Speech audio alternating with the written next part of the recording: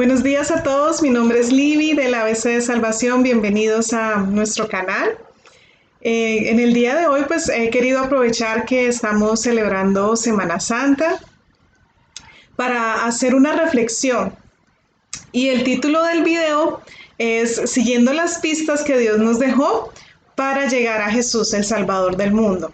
Así que lo que vamos a hacer es ver algunos eventos que sucedieron antes de la primera venida de Jesús que nos indican, que nos señalan que Jesús en verdad era el Salvador del mundo, el Mesías, el que había de venir.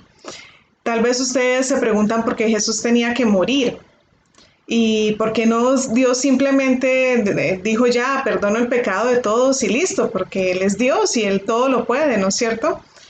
Entonces, la idea de este video es poder responder a esas preguntas de por qué Jesús tenía que morir, por qué tenía que pasar lo que pasó. Entonces, en el Antiguo Testamento, en algunos libros del Antiguo Testamento podemos ver unos eventos que nos explican por qué Jesús tenía que morir.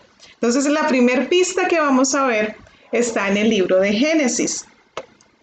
Entonces, si ustedes tienen una Biblia ahí en casa, les animo a que la saquen para que estén leyendo conmigo las citas bíblicas. Entonces, vamos a ir a Génesis capítulo 3, versículo 13 al 21. Vamos a buscar aquí, capítulo 3, versículo 13 al 21. En este capítulo se nos relata el evento, el momento en el que Adán y Eva desobedecen a Dios. Entonces, dice así, entonces Jehová Dios dijo a la mujer, ¿qué es lo que has hecho? Y dijo la mujer, la serpiente me engañó y comí. Y Jehová Dios dijo a la serpiente, por cuanto esto hiciste, maldita serás entre todas las bestias y entre todos los animales del campo. Sobre tu pecho andarás y polvo comerás todos los días de tu vida. Y pondré enemistad entre ti y la mujer, entre tu simiente y la simiente suya. Esta te herirá en la cabeza y tú le herirás en el calcañar. A la mujer dijo, multiplicaré en gran manera los dolores en tus preñeces. Con dolor darás a luz los hijos. Ahí les pido que me disculpen el escándalo. Se supone que Semana Santa era para descansar, pero algunos vecinos han optado a trabajar y hacer mucho ruido. Bueno, y tu deseo será para tu marido, y él se enseñoreará de ti.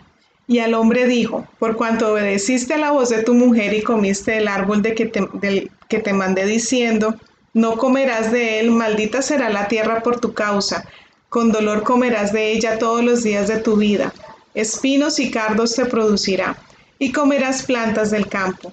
Con el sudor de tu rostro comerás el pan hasta que vuelvas a la tierra, porque de ella fuiste tomado, pues polvo eres y al polvo volverás. Y llamó a Adán el nombre de su mujer Eva, por cuanto ella era madre de todos los vivientes. Y Jehová Dios hizo al hombre y a su mujer túnicas de pieles y los vistió. Entonces quiero que nos enfoquemos en esta parte que dice, y Jehová Dios hizo al hombre y a su mujer túnicas de pieles y los vistió. Entonces la primer clave que podemos ver, la primer pista que el Señor nos deja, vamos a ir a la siguiente imagen, es que un ser inocente tuvo que morir. En el momento en que Adán y Eva pecaron, la relación que ellos tenían con Dios se rompió. Y Dios es un Dios santo. Por su naturaleza no permite el pecado. Entonces, por más que quisieran Adán y Eva estar cerca de Dios, no iban a poder hacerlo porque el pecado se interponía entre ellos y Dios. Entonces, ¿qué fue lo que hizo Dios? Dios dice ahí en ese versículo que Dios les hizo túnicas de pieles y los vistió. Eso significa que un animal inocente tuvo que morir para que su piel fuera usada para cubrir la desnudez de Adán y Eva. Entonces aquí lo que Dios nos estaba indicando es que alguien inocente tenía que morir por el pecado de la humanidad. Y lo interesante fue que no fue Adán y Eva quienes hicieron las túnicas, no fue Adán y Eva quienes hicieron el sacrificio, fue Dios mismo. Si leemos ahí, dice que fue Dios quien buscó a Adán y Eva cuando ellos pecaron y fue Dios quien hizo las túnicas para ellos. Entonces aquí el Señor nos está diciendo que es algo sobrenatural, que no es algo que nosotros mismos vamos a hacer o podremos hacer. Para acercarnos a Dios tiene que ser a través de un acto sobrenatural.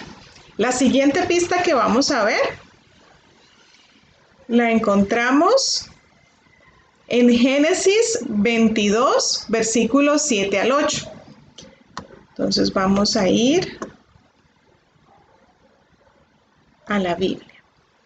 Vamos a poner aquí Génesis 22.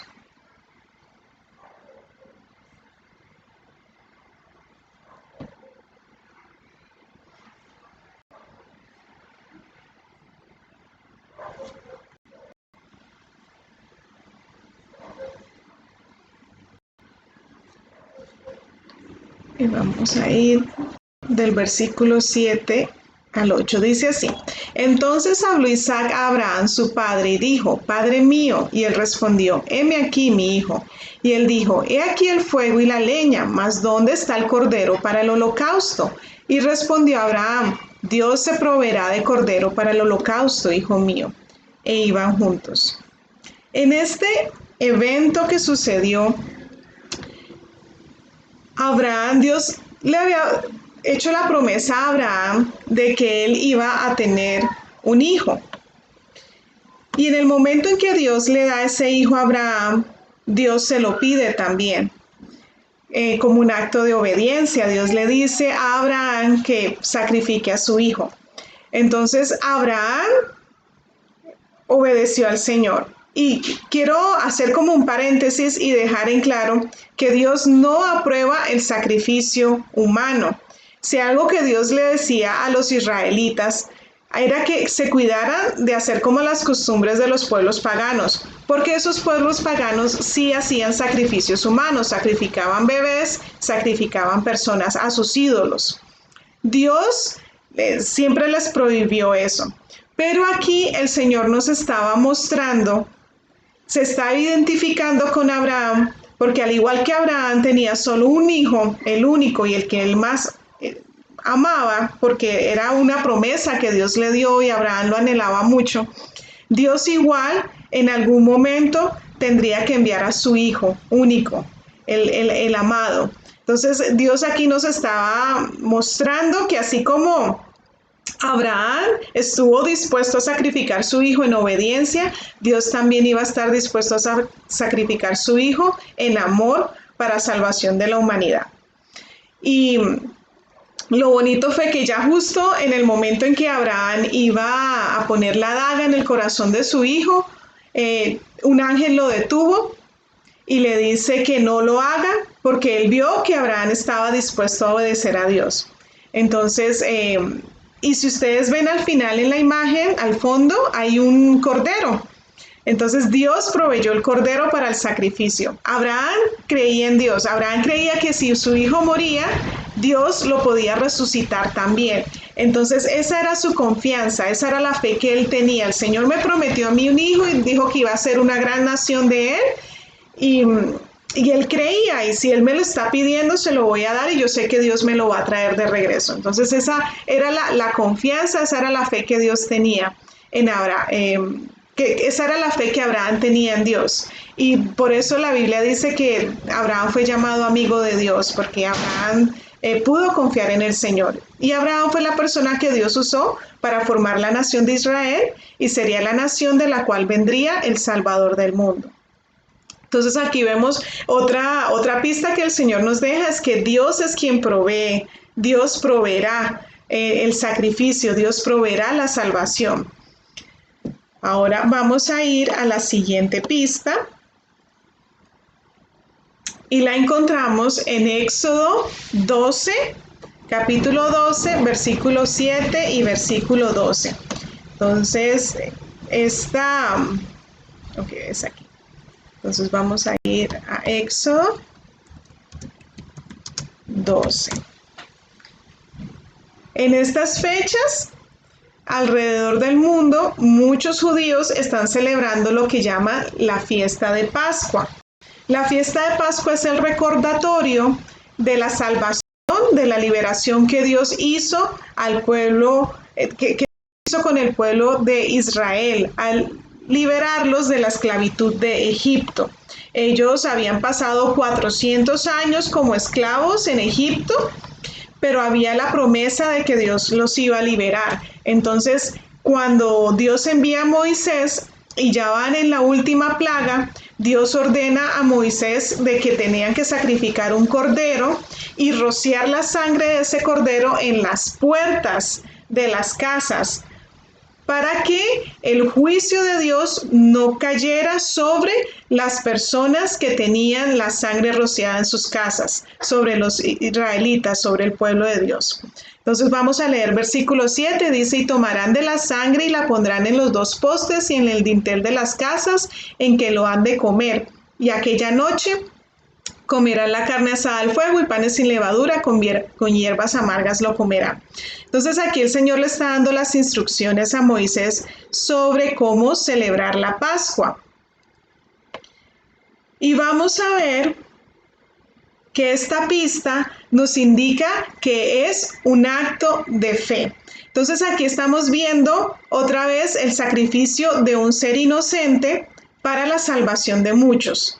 Entonces Dios le dice a Abraham que esto a Moisés, que tiene que sacrificar el cordero. Ese cordero tiene que ser sin mancha, tiene que ser, digamos, toda su sangre tiene que ser derramada. Y esa sangre será usada para rociar en las puertas. Entonces vamos a leer el versículo 14, dice, y este día os será en memoria y lo celebraréis como fiesta solemne para Jehová durante vuestras generaciones, por estatuto perpetuo lo celebraréis. Entonces vemos que fue una orden del Señor que ellos pudieran celebrar la Pascua. Y vamos a leer el versículo 23 también. Vamos a ver qué dice. Porque Jehová pasará hiriendo a los egipcios, y cuando vea la sangre en el dintel y en los dos postes, pasará Jehová aquella puerta, y no dejará entrar al heridor en vuestras casas para herir. Entonces aquí vemos que el juicio del Señor iba a pasar por sobre las personas que habían rociado la sangre del cordero en sus casas. Entonces era un acto de fe. Y esa es la otra pista que el Señor nos está dando acerca de lo que sería el acto de salvación. Primero que tenía que ser alguien inocente, ¿no es cierto? Un ser inocente, sin mancha, sin pecado. Segundo, que iba a ser Dios mismo que iba a proveer la salvación, no iba a ser por mano de obra humana. Ningún ser humano puede salvarse por sí mismo. Se necesita una ayuda sobrenatural. Y lo otro que estamos viendo es que tiene que sería un acto de fe. Así como los israelitas tenían que creer y simplemente por fe rociar la sangre, igual el acto el plan de salvación que el Señor diseñó para nuestras vidas también sería un acto de fe. Un acto de fe que llevaba obediencia, ¿no es cierto? No era solo creer, así, el Señor nos va a librar y ya no. Ellos tenían que obedecer, tenían que sacrificar el cordero y echar la sangre en sus puertas, aunque tal vez muchos egipcios les pensarían, están locos, ¿no? Porque están haciendo eso. Y en la actualidad pasa mucho eso también, ¿no es cierto? La gente cree que los que hemos puesto nuestra confianza en el Señor estamos locos, pero es un acto de fe. Entonces vamos a seguir con la siguiente pista. La siguiente pista la encontramos en Isaías. Isaías era un profeta hebreo. Isaías 52:13. Vamos a ir. Isaías, vamos a poner 52. Entonces, Isaías era un profeta hebreo, un profeta, aquella persona que escuchaba la voz de Dios y Dios les daba un mensaje especial, un mensaje específico. Entonces, Dios usó a Isaías para hablar acerca de un siervo, del siervo sufriente, de un siervo, de una persona que iba a venir para quitar el pecado de muchos. Entonces, vamos a ver un momentito. Vamos a repasar la cita bíblica. Dijimos Isaías 52, 13 al 15. Ok, entonces vamos a ir. Versículo 13 al 15. Dice así. He aquí mi siervo será prosperado, será engrandecido y exaltado, y será puesto muy en alto. Como se asombraron de ti muchos, de tal manera fue desfigurado de los hombres su parecer, y su hermosura más que la de los hijos de los hombres. Así asombrará él a muchas naciones, los reyes cerrarán ante él la boca, porque verán lo que nunca les fue contado, y entenderán lo que jamás habían oído. Entonces aquí vemos que Isaías comienza a describir lo que iba a acontecer con ese siervo especial que el Señor iba a enviar y dice que su rostro iba a ser desfigurado, iba a sufrir. Vamos a continuar leyendo los primeros versículos del capítulo 53. Dice, ¿quién ha creído a nuestro anuncio y sobre quién se ha manifestado el brazo de Jehová? Subirá cual renuevo delante de él, y como raíz de tierra seca. No hay parecer en él ni hermosura. Le veremos más inatractivo para que le deseemos. Despreciado y desechado entre los hombres, varón de dolores, experimentado en quebranto, y como que escondimos de él el rostro. Fue menospreciado y no le estimamos. Ciertamente llevó él nuestras enfermedades y sufrió nuestros dolores, y nosotros le tuvimos por azotado, por herido de Dios y abatido. Mas él herido fue por nuestras rebeliones, molido por nuestros pecados. El castigo de nuestra paz fue sobre él, y por su llaga fuimos nosotros curados. Todos nosotros nos descarriamos como ovejas, cada cual se apartó por su camino, mas Jehová cargó en él el pecado de nosotros. Angustiado él y afligido, no abrió su boca. Como cordero fue llevado al matadero, y como oveja delante de sus trasquiladores enmudeció y no abrió su boca. Por cárcel y por juicio fue quitado, y su generación, ¿quién la contará? Porque fue cortado de la tierra de los vivientes, y por la rebelión de mi pueblo fue herido, y se dispuso con los impíos su sepultura, mas con los ricos fue en su muerte, aunque nunca hizo maldad, ni hubo engaño en su boca. Con todo eso, Jehová quiso quebrantarlo, sujetándole a padecimiento. Cuando haya puesto su vida en expiación por el pecado, verá linaje, vivirá por largos días, y la voluntad de Jehová será en su mano prosperada. Verá el fruto de la aflicción de su alma y quedará satisfecho. Por su conocimiento justificará mi siervo justo a muchos, y llevará las iniquidades de ellos. Por tanto, yo le daré parte con los grandes, y con los fuertes repartirá despojos, por cuanto derramó su vida hasta la muerte, y fue contado con los pecadores, habiendo él llevado el pecado de muchos y orado por los transgresores. Entonces quiero aquí que nos enfoquemos en una parte muy importante, porque el Señor nos dice, por medio del profeta Isaías, que como oveja delante de sus trasquiladores enmudeció y no abrió su boca.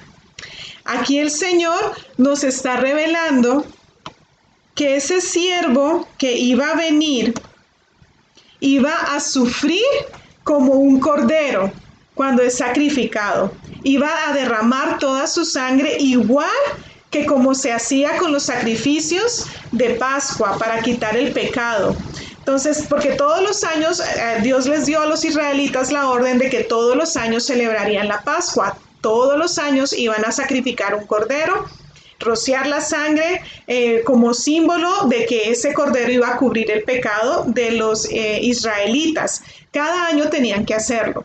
Entonces aquí Isaías, Dios le estaba mostrando a Isaías que iba a llegar un siervo, digamos, un enviado del Señor que iba a sufrir, que iba a pasar por lo mismo que sufriría, digamos, un cordero, digamos, ese sacrificio, ¿no? Que iba a ser igual, digamos.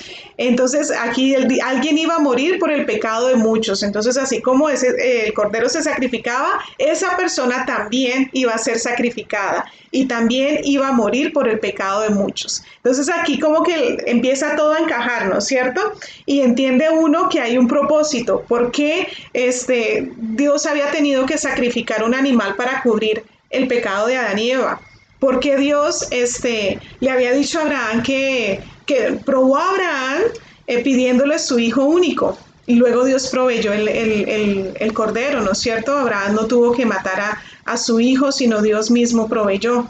Y luego vemos que Dios ordena en Éxodo la fiesta de Pascua, y es la manera como el Señor protegió a los israelitas del juicio que venía a Egipto. Y luego vemos en Isaías que Dios compara a ese siervo, a esa persona que Dios va a enviar con ese cordero, digamos, con un sacrificio y que va a morir por el pecado de muchos. Entonces aquí como que las cosas empiezan a unirse. Y vemos en el mapa que lo que vamos haciendo es que nos vamos acercando más al Salvador. Entonces ahora vamos a ir a Lucas capítulo 22, versículos 7 y 23. Y vamos a ver qué es lo que pasa. Lucas 22.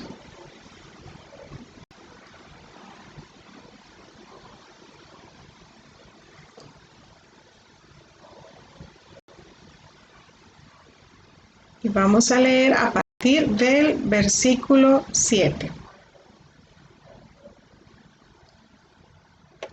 Entonces vemos aquí, dice así: llegó el día de los panes sin levadura, en el cual era necesario sacrificar el cordero de la Pascua.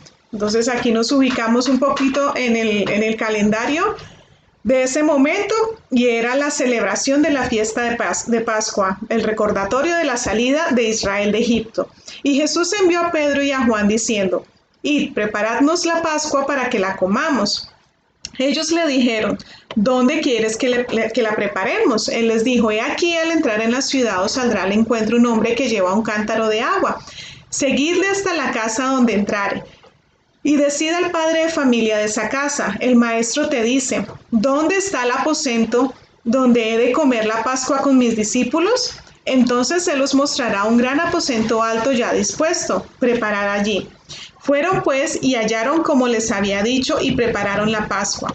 Cuando era la hora, se sentó a la mesa con él y con él los apóstoles, y les dijo: cuánto he deseado comer con vosotros esta Pascua antes que padezca, porque os digo que no la comeré más, hasta que se cumpla en el reino de Dios.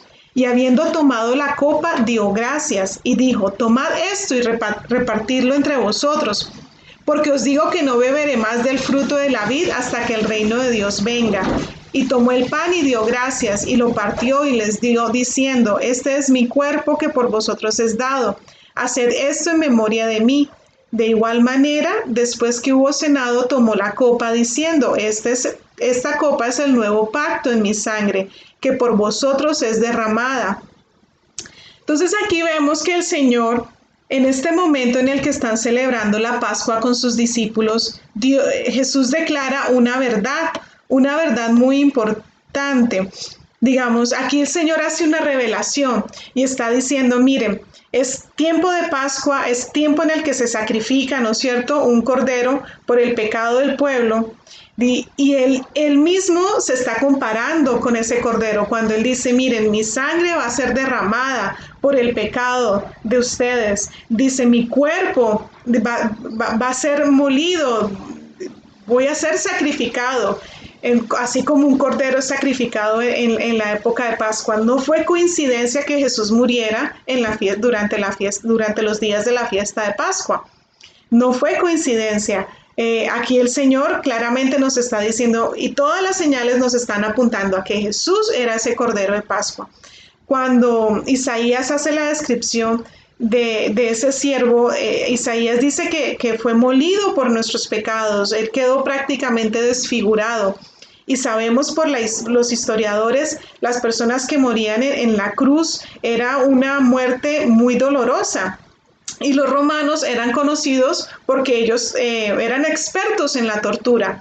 Entonces ellos conocían todo tipo de torturas contra los seres humanos. Entonces Jesús padeció eso y él tuvo que hacerlo para traernos salvación, porque era la única manera, es la única manera en que nosotros podemos ser salvos. No había otra manera, no había otra opción. Y desde el comienzo el Señor nos había estado indicando esto, de que iba a ser a través de un sacrificio. Entonces ahora, para terminar, quiero que me acompañen a Hebreos 9:22. Vamos a ir un momentito al libro de Hebreos 9. Vamos a ver si aparece de una vez el versículo.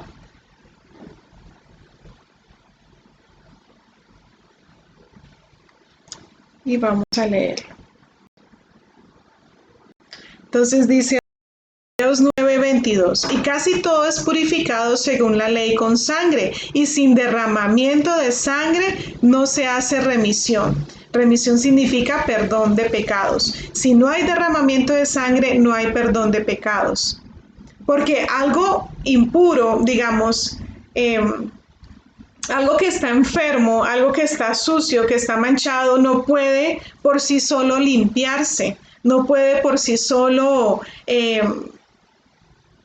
digamos, renovarse, necesita algo externo. Y en este caso, lo que el Señor nos decía es que se necesita la sangre de alguien puro, de alguien limpio, de alguien inocente, para que pueda lavar nuestros pecados.